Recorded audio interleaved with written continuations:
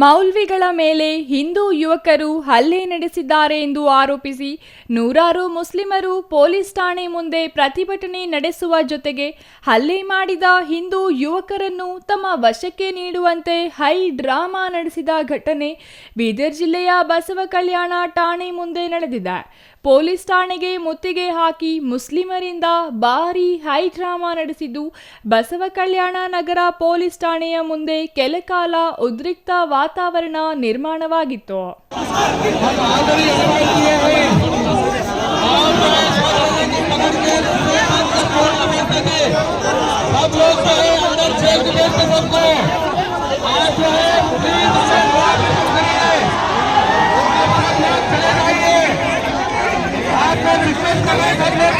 ಬೀದರ್ ಜಿಲ್ಲೆಯ ಬಸವಕಲ್ಯಾಣ ಪೊಲೀಸ್ ಠಾಣೆ ಬಳಿ ಹೈ ಡ್ರಾಮಾ ಸೃಷ್ಟಿಸಿದ್ದು ನಿನ್ನೆ ತಡರಾತ್ರಿಯಿಂದ ಬಸವಕಲ್ಯಾಣ ನಗರದಲ್ಲಿ ಉದ್ವಿಗ್ನ ವಾತಾವರಣ ನಿರ್ಮಾಣವಾಗಿದೆ.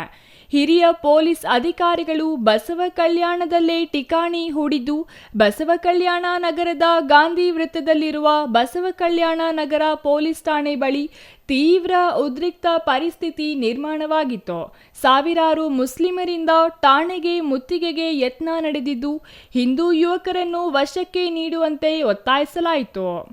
ಜಮಾವಣೆಗೊಂಡ ಜನರನ್ನು ಚದುರಿಸಲು ಪೊಲೀಸರಿಂದ ಲಘು ಲಾಠಿ ಪ್ರಹಾರ ನಡೆಸಲಾಗಿದ್ದು ಘಟನೆಯಲ್ಲಿ ಪೊಲೀಸ್ ಇಲಾಖೆಗೆ ಸೇರಿದ ಕೆಲ ವಸ್ತುಗಳು ಹಾನಿಯಾಗಿರುವ ಬಗ್ಗೆ ಮಾಹಿತಿ ಲಭ್ಯವಾಗಿದೆ. ಘಟನೆಗೆ ಸಂಬಂಧಿಸಿ 49 ಮುಸ್ಲಿಂ ಯುವಕರ ವಿರುದ್ಧ ಪ್ರಕರಣ ದಾಖಲು ಮಾಡಲಾಗಿದೆ. ಘಟನೆ ಕುರಿತು ಮಾಹಿತಿ ನೀಡಲು ಪೊಲೀಸರು ಹಿಂದೇಟು ಹಾಕುತ್ತಿರುವುದು ವಿಶೇಷ. ಚಂದ್ರಯ್ಯ ಸ್ವಾಮಿ, ಸಿಟಿವಿ ನ್ಯೂಸ್, ಬೀದರ್.